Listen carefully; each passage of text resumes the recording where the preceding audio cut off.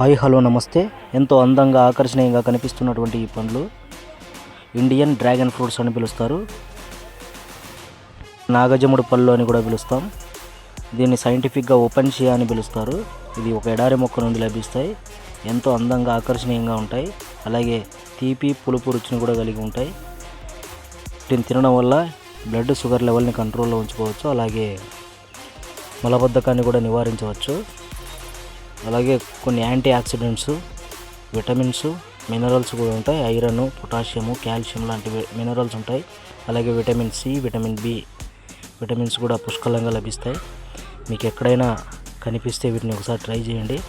తినేటప్పుడు మాత్రం చాలా జాగ్రత్తగా ఉండాల్సి ఉంటుంది. దీంట్లో ఒక డేంజరస్ ముళ్ళు ఉంటుందండి, దాన్ని అంగడి ముళ్ళు అంటారు.